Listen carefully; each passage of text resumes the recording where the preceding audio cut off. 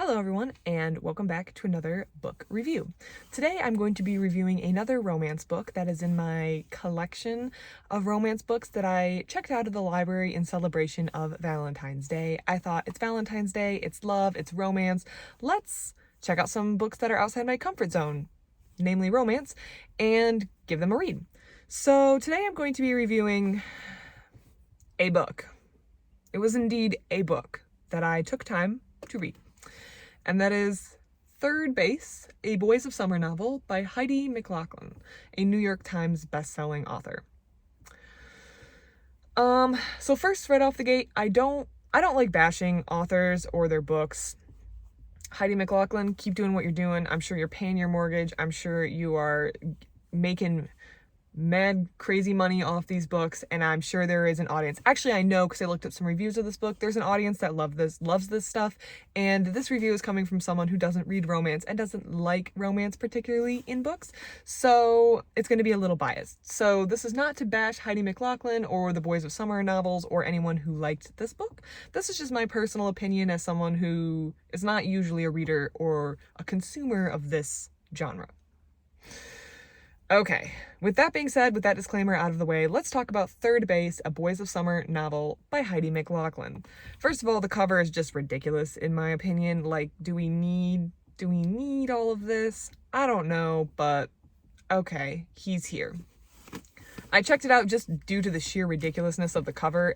I also, when I was checking books out from the library for this romance challenge, I tried to get things or romance books that would fall into a wide variety of like subcategories of romance.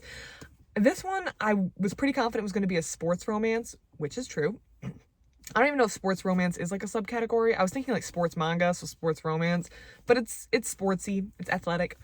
And I also wasn't entirely sure if this one was like going to be between two men. I don't know what gave me, at first I was like, I don't know what gave me that impression, but two other people who saw this book also asked me if it was like a gay romance, and it's not.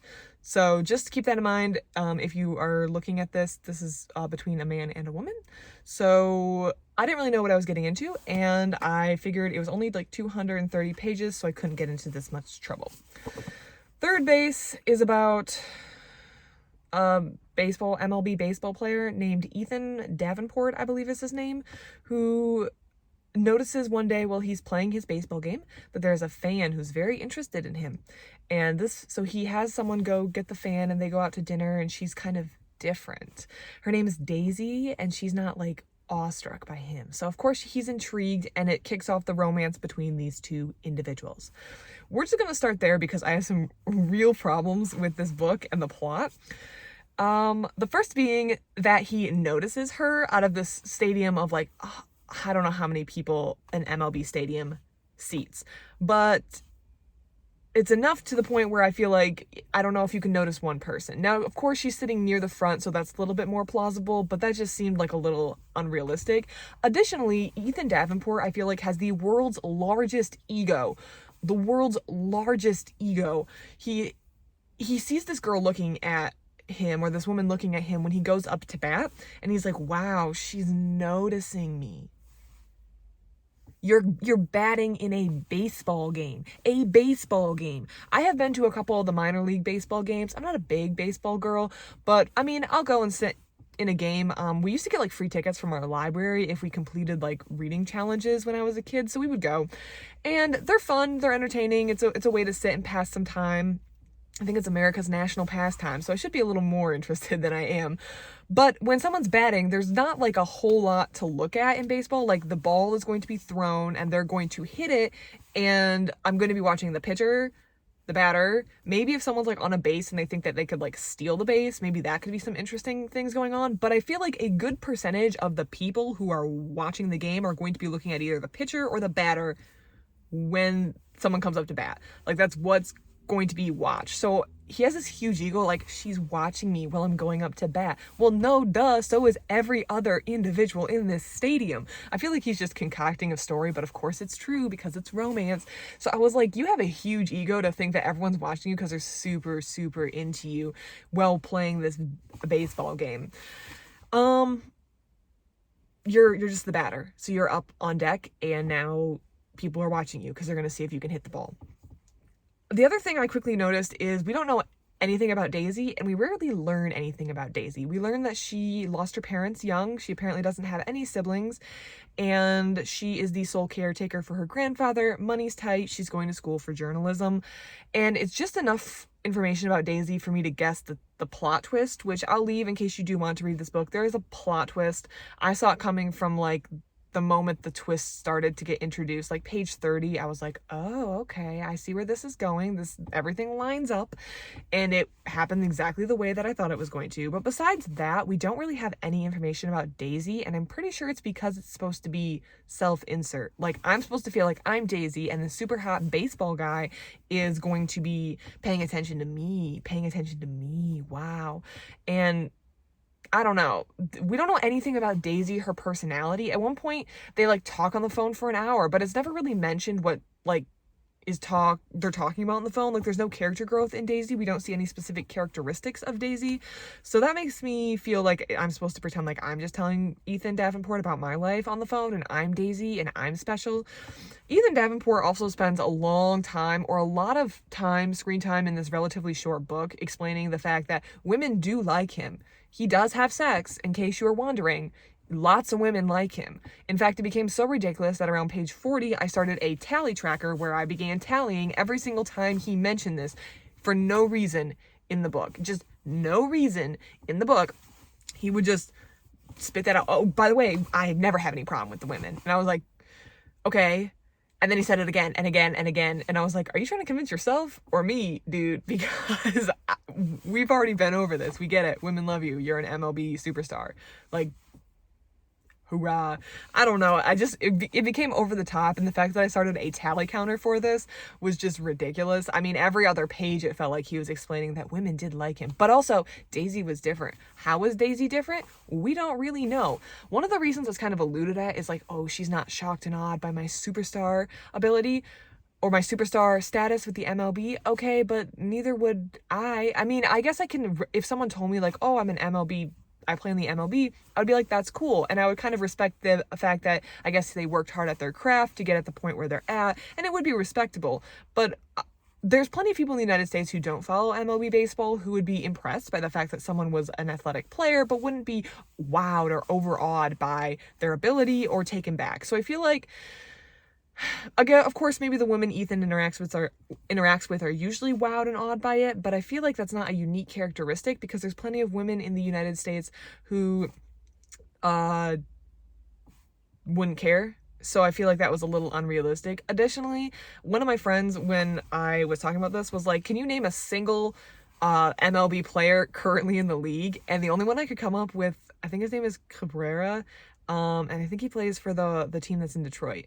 That was literally, I knew some historic ones like Babe Ruth, is it Jackie Robinson? I knew some other ones, but the only current one was that Cabrera individual, which tells me if you just threw out any other name as someone who doesn't follow baseball, I'm not going to know who they are. If you tell me that you're John Smith and you play for I can't even name, what's a baseball team? The Red Sox. I think that's a baseball team. I'd be like, that's super cool. That's really impressive. But I'm not going to be awestruck because I don't follow baseball and that's not just something in my sphere. So that felt a little unrealistic as a compelling characteristic of Daisy. Additionally, Daisy is, what was the other reason? Oh, Daisy follows sports. Daisy likes sports. Daisy talks sports. Do you know how unique, I don't want to say ununique because I feel like I'm trashing people then, but that's not a unique characteristic. There are plenty of women who don't follow sports. There are plenty of women who do follow sports, and there's lots of sports to follow. I follow a number of sports. I do not follow baseball, but I feel like it's not super unique to find a woman who is into sports. That's not a unique characteristic, or at least not unique enough to make Daisy different. I'm pretty sure plenty of the women who are regularly attending MLB baseball games follow the sport very, very closely and can talk about the stats and can talk intelligently. That being said, Daisy never exhibited like extraordinary sports knowledge. It was just like basic statistics and like who's being traded to what team, which I feel like even if you follow sports on a superficial level, you're going to be able to talk intelligently about some of those things. So the reasons that Daisy was unique was like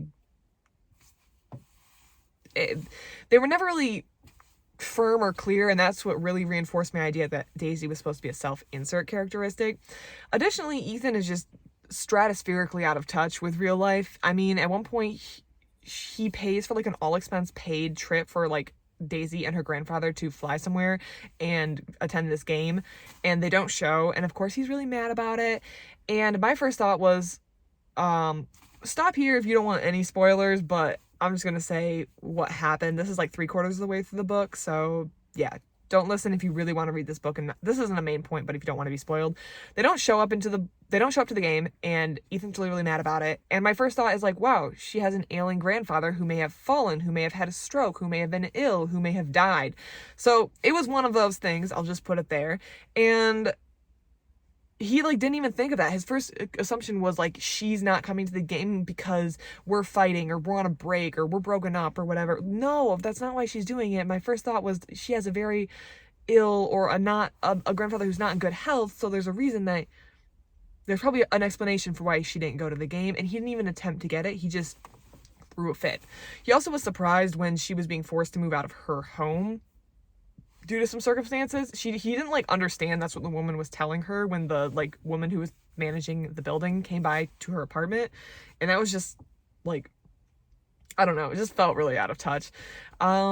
There was also a subplot that I felt like went nowhere. So he has a sister who's living in, I think Seattle's where they live, and she has like this husband Mike who's supposed to be deployed, but then he's like not coming home, so he's like a military person. And I don't know, it was like a subplot that made me think it was going to go somewhere about like maybe Mike is like leaving the family because he's not coming home, and he's like been deployed for a long time, and there's like cutting comments like maybe Mike should be home to take care of the kids, but we just never addressed it, and it just didn't go anywhere, and they were just together in one happy family. So it felt like there was maybe a subplot that either two things could have happened. It wasn't supposed to be a subplot, and I just latched onto it like it was a subplot, looking for anything besides the romance going on here, or two, it was a subplot that was edited out of the book, but they didn't catch everything, so some of those little things slipped through that were supposed to turn into a subplot. Those are the two explanations I have for this. Other than that, I don't know why Mike was like built up as like this interesting side plot character, or like there was hints that he could be an interesting side plot, and it wasn't. The one other thing I wanted to talk about is I did read the reviews, which I normally don't do for books. I just thought this book was so atrociously horrible that I wanted to read the reviews of people who liked it to see if I could glean anything interesting or get a different perspective. I normally don't read any reviews on the books that I read, or watch any reviews of the books that I read, because I really want it to be my opinion that I formed, and not be like, not corrupted, but like influenced by anyone else. So I did read the reviews, and some people were talking about the fact that like he like cheated, because after he broke up with Daisy the first time, he goes back to Seattle, and he has like this friends with benefits situation with his ex, and he like goes over to her house, and they don't actually wind up sleeping together, but everyone's like, some people in like the reviews were saying like it was like cheating, but I don't think it was, because they were separated. There was no expectation of like monogamy, like you're broken up. You don't have, there's no expectation that he stays faithful to her, even if he's still interested in her. Like he's allowed to go do that. Now, if he had done that when he was like with Daisy, I would have been like, okay, dude, like that's a little trashy. But I didn't think that was off limits. I didn't think that was very interesting. But maybe if you're sensitive to that, or you wanted him to be faithful to Daisy the whole time, you might be a little upset by it. I feel like it was just thrown in there to reinforce the fact that he indeed can get women interested in him. In case the other 13 times he's mentioned it this book, he does have women who are interested in him. Also, he like brought her to like a funeral at some point. I don't know. It was a little odd, but I didn't think it was off limits or out of bounds, as some people in the reviews were saying. Overall, I'm going to give Third Base half a star.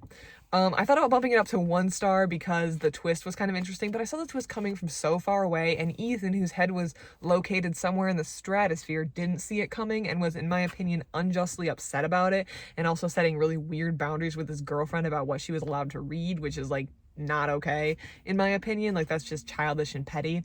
But I felt like Daisy was self-insert. I felt like Ethan Davenport was totally out of touch and not like a real character. There's a lot of weird comments about he's like very, very protective of his masculinity, about things that shouldn't be like associated with masculinity. Like, I can't talk about my feelings. And I was like, that's a healthy approach. That'll not get you in trouble when you're 45. Like, talk about your feelings, dude. Like, probably healthy. It just overall was not my cup of tea. I also, like I mentioned, am not a huge fan of baseball, so there was some baseball jargon that was thrown in that I didn't understand and had to look up. Honestly, I had more fun looking up MLB videos about people stealing bases and throwing baseballs to do research while reading this book than I did actually reading the book. I did not enjoy it, but if you would like to feel like you are Daisy and you have a hot MLB star coming for you, then maybe Third Base is for you. It was not for me. It is by far the worst romance book I have probably ever read in my life. There was no substance, no plot, nothing went anywhere. Not my cup of tea. Not my cup of tea. But it might be yours. If you've read this book, anything else by Heidi McLaughlin, anything else by the Boys of Summer novel, or Boys of Summer series, please let me know. I would love to hear it. Other than that, thank you for sticking with me through this wonderful, wonderful review of Third Base, and I hope you have a great rest of your day. Thank you.